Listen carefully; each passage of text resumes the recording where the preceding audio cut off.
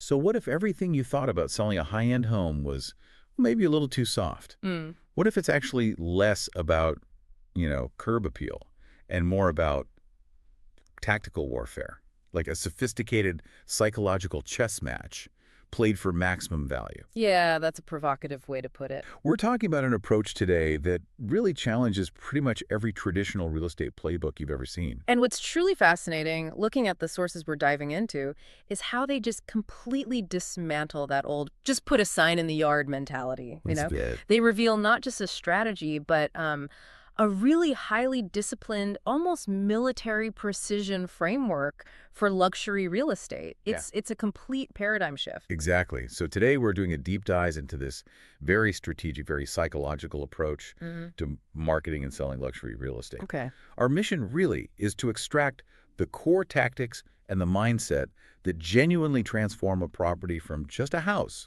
into a premium asset. Right. We've pulled insights from, well, a deep exploration of brand, tone, and personality that defines a unique, unfiltered approach. A detailed look at staging isn't decorating, it's a psychological weapon, which we'll get into. Oh, yeah. And a comprehensive process for marketing luxury listings. This isn't just theory. It feels more like a battle plan for value. You've really hit on the core of it there. The sources make it absolutely clear. This isn't about simply selling houses. No. It's about something far more strategic, more precise. You're not just selling four walls and a roof. Right. You're selling a lifestyle. You're selling an aspirational brand.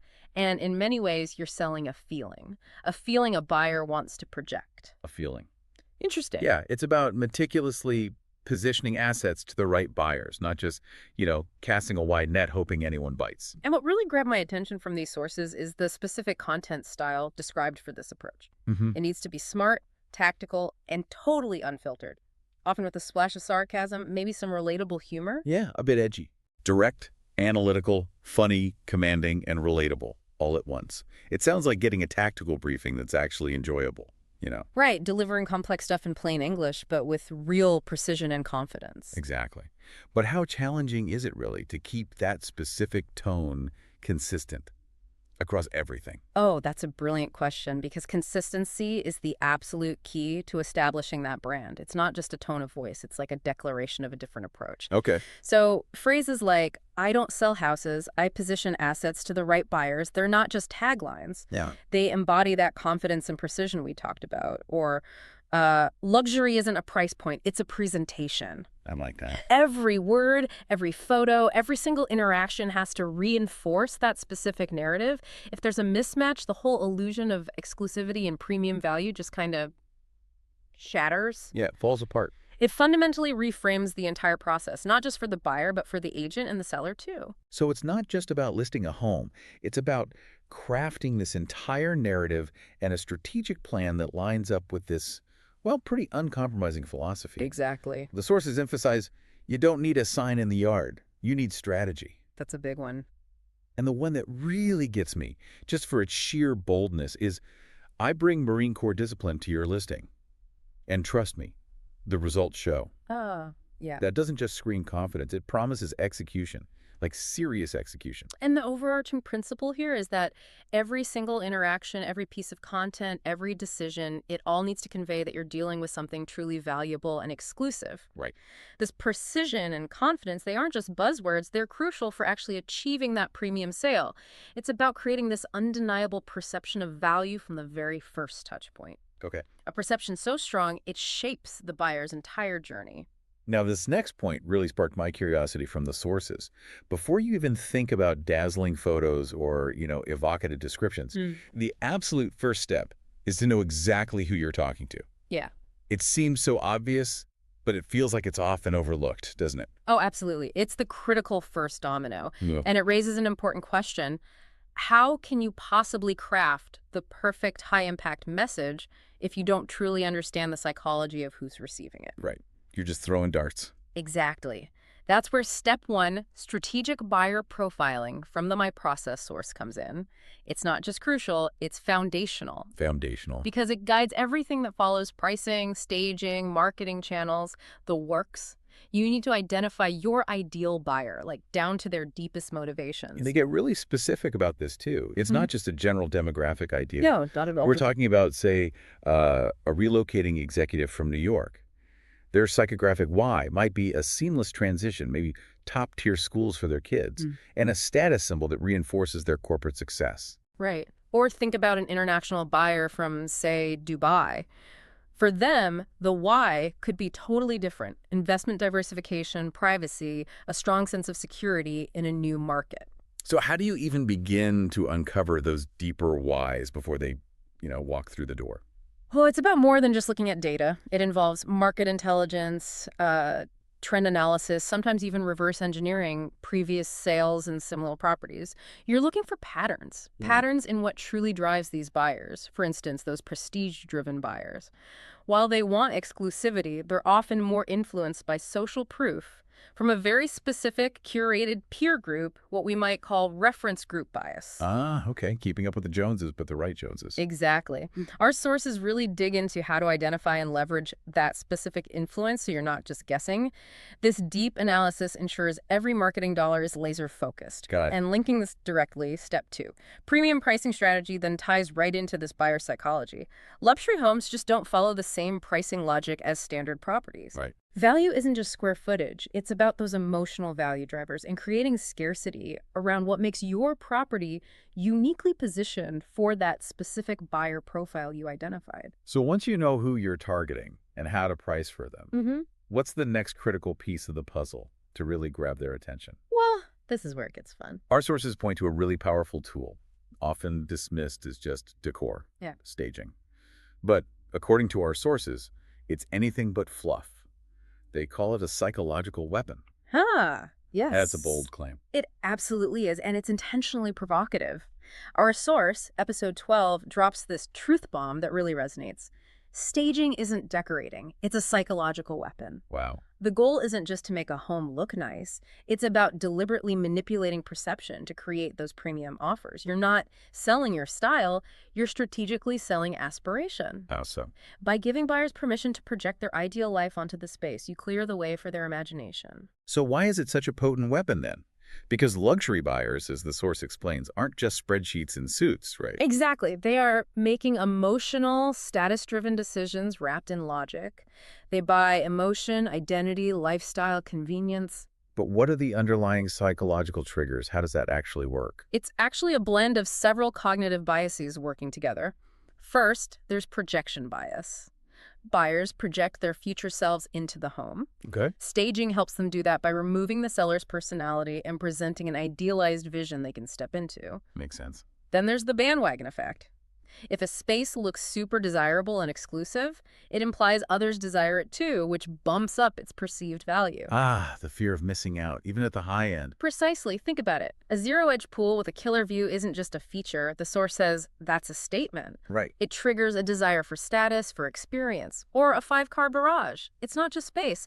It's about housing the Ferrari, the Range Rover, the golf cart, the beach cruiser, and let's be honest, the ego. Huh. Yeah, the ego needs space too. Staging makes these statements resonate really deeply, and the source puts it bluntly. Nobody cares about your custom tile mural of koi fish you imported from Bali. Ouch. They care about how the home makes them feel. It's a brutal truth bomb, but honestly, who hasn't walked into a house and seen that one thing and thought, oh, bless their heart, but absolutely not. Guilty. So it's really all about the buyer's narrative, not the seller's personal history in the house. Exactly. So what this means for you, the listener, is that you're essentially selling aspiration, helping buyers envision their own aspirational life in your home, almost like they're starring in their own luxury commercial. Precisely. And it's crucial because even in the luxury market, buyers need help seeing the potential. They really do. Even with all that money. Even then, staging bridges that gap between what the property is right now and what it could be for them, both emotionally and practically. It transforms a house into their potential dream, subtly guiding their perception and emotions. All right, so we understand the powerful why behind staging. It's not just fluff. But how do you actually deploy this psychological weapon tactically? Our sources give us a pretty precise playbook. Yeah, and it's important to frame this right up front. This isn't seen as an expense, it's framed as an investment. Okay. The core belief here is that presentation doesn't cost you money, it makes you money. Yeah. And the flip side, if your home looks like a brochure from 2009, you're going to get 2009 offers. Fair point. Dated look, dated offers. It truly shapes the perception of value before a single offer even comes in. And the tactical steps are so clear in the source material. First up, decluttering. Declutter like you're moving tomorrow. Easier said than done sometimes. Tell me about it. Which, for some of us, means we have to start decluttering about a month ago. But seriously, the point is every excess item makes the space feel smaller, right? It visually disrupts that aspirational projection. Exactly. And clean equals calm. And calm sells. Because calm allows the buyer to actually focus on the home's potential, not the seller stuff everywhere. Okay, makes sense. Then there's lighting. You mentioned it's critical. Oh, absolutely critical. Lighting is everything. Ditch that dingy yellow tinge, install daylight LEDs, add dimmers. The impact is just profound. Why so much? Because lighting affects mood, how big a space feels, even how colors appear on the walls or furniture. Bad lighting makes luxury disappear. Great lighting makes value feel inevitable. It literally sets the mood, influencing the buyer's emotional connection. Wow, okay, so beyond just the basics decluttering, lighting, there's vignette staging. What's that about? So this is a more targeted approach. Think cozy little reading corners, artfully styled bookshelves, maybe some high-end textiles like throws or pillows in key rooms. Okay. The goal is to make it look curated, not just lived in. It sparks that aspirational vision without being too generic or sterile. It suggests a story, hints at a lifestyle without telling the whole thing. Got it. Subtle cues. Exactly.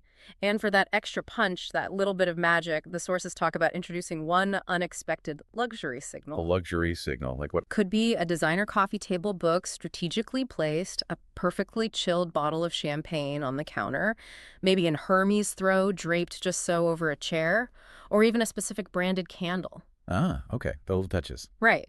These things don't sell the home directly, they sell the lifestyle, and psychologically, this works on the anchoring effect. Anchoring effect. Yeah, that single high-value item subtly anchors the buyer's perception of the entire property's value higher. It makes even the non-luxury elements seem a bit more premium by association. It whispers exclusivity. Huh. So it elevates the whole experience without shouting about it. Exactly. Elevates the perception of the entire property without saying a word. And to prove this isn't just, academic theory, our sources provide a fantastic real-world example of these tactics really working. Yeah, it's a great little anecdote. So the story goes like this. There was a $2.15 million listing, and it was just sitting flat on the market. Dead in the water. Pretty much. Sure. Great house, solid bones, but just no soul, no spark. The seller wasn't getting any traction. So the decision was made to give the house a bit of a facelift. Not a huge renovation, but a strategic reset based on these principles. So what do they do?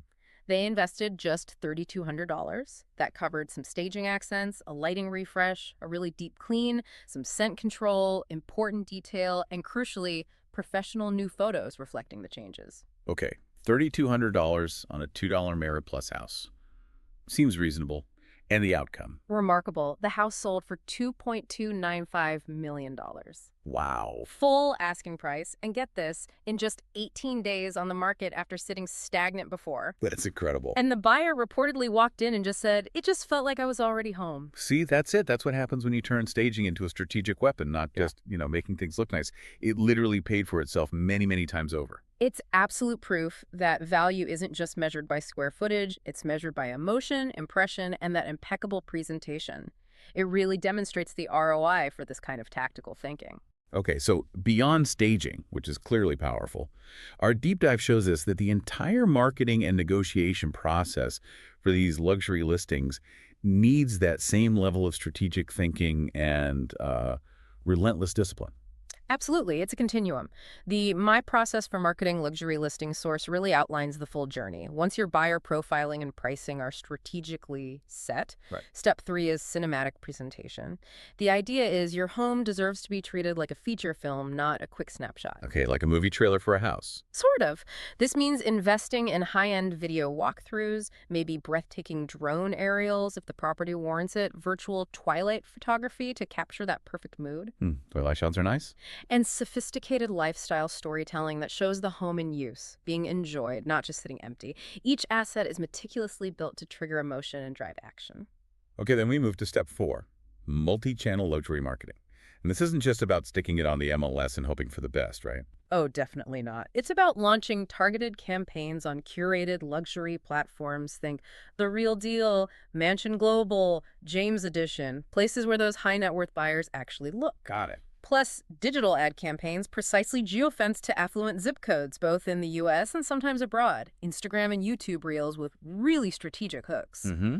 And crucially, direct personal outreach to a cultivated luxury buyer Rolodex and a trusted network of other high-end brokers.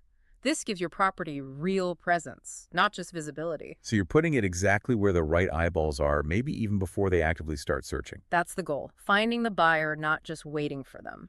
And for certain properties, especially ones needing discretion, there's step 5, private access strategy. What does that involve? This is where that quiet confidence and exclusivity really come into play. We're talking things like NDA-required previews. Okay, serious stuff. Private showings only, exclusively for highly qualified buyers, and targeted off-market exposure to select investment groups or specific high-end buyer agents. Why go that route? It increases the sense of exclusivity, creates a feeling of privileged access, and crucially prevents the property from becoming stale or overexposed on the open market. Ah, okay.